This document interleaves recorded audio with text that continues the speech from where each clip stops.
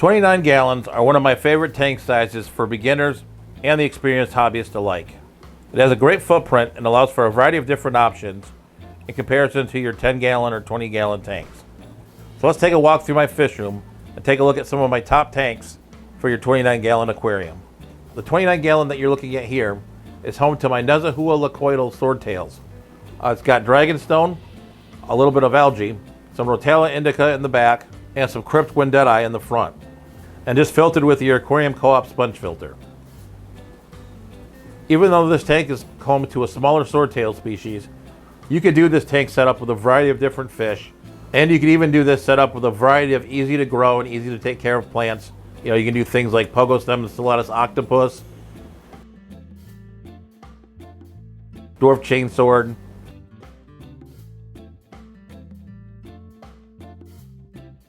and even jungle val. You just may have to do some more trimming depending on the species of plant that you choose. I really like this type of aquascape for live bearing fish. Gives them plenty of places to hide, gives them some swimming room with the foreground plants, and just a great overall community live bearer setup. There are a couple ideas we can glean here from my 75 gallon shell dweller tank that you can definitely apply to a 29 gallon. This tank is aquascaped with sand, obviously. It's got the escargot shells, which are home to the Neolamprologus similis. And also has some reef rock, which is home to the Neolamprologus burchardi. So you can take this tank and take it a couple of different ways.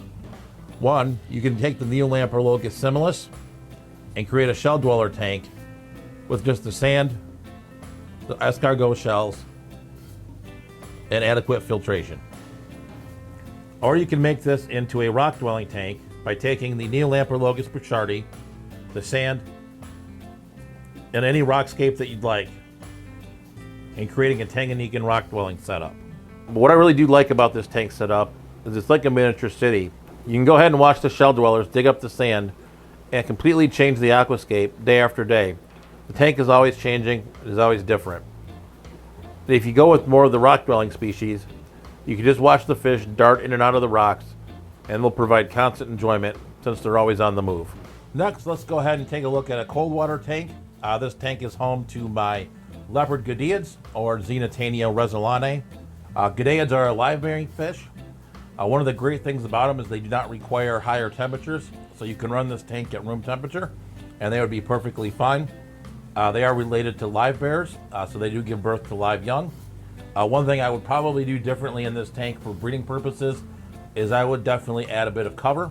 You can pretty much put any of the Goodeid species that I've worked with in a 29 gallon tank, and they do perfectly fine. As with any fish, I would definitely research the care requirements, making sure you provide the proper home for that fish. Goodeids are endangered in their native Mexico, making it important to preserve these species not only for future aquarists, but also for possible reintroduction into their native environment. Let's go ahead now and move over to my 29 gallon tank, which is home to my dwarf neon rainbowfish, or the Melanotania praecox. They are currently living in a heavily planted tank with some cherry shrimp, as well as a group of Santa Maria endlers.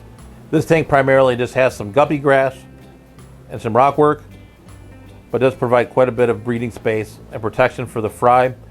And if you're interested in breeding rainbow fish, they would be laying their eggs into that guppy grass as well, which you could substitute for a spawning mop.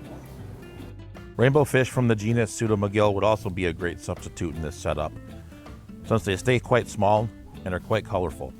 29 gallon tanks are definitely a great place to get started playing with rainbow fish. Playing with some of the Pseudomagils, as well as the Melanotania praecox, will definitely add some interest and intrigue to your fish room. Next up, we're going to look at some ricefish. This is the Ricefish breeding setup. This is home to the Aresias ware, or the Blue Daisies ricefish. This is definitely a fun fish you can do in a 29 gallon.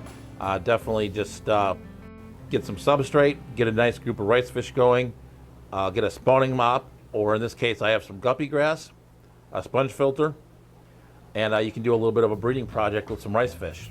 You can pull the fry out and raise them up separately. I've also done Indian ricefish in a 29 gallon as well, and I'm actually able to colony breed those guys in that 29 gallon tank. Ricefish have always been popular in Asia, but are increasing in popularity in the United States. So looking into breeding ricefish could be definitely something to consider if you're looking at a breeding for profit setup or looking to sell in your local area. The next tank we're taking a look at here is a Timeless Classic. This tank is a 75 gallon that I've just recently set up, but this is definitely something you can put into a 29 gallon as well. This tank is home to both a school of Cardinal Tetras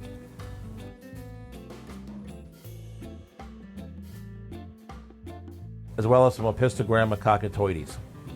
For a 29 gallon, you'd want to put a pair of Apistogramma cockatoides in hopes of getting fry, and then use Cardinal Tetras as the midwater fish. Due to the height of a 29 gallon, you could definitely add some Hatchetfish on top as well. Just make sure to have a cover so the Hatchetfish don't jump out. You would definitely want to add some coconut huts for the Apistogrammas to hide in, as well as plenty of plants for cover for the Cardinal Tetras and the Hatchetfish if you have them. This is definitely a very enjoyable setup for your 29 gallon aquarium.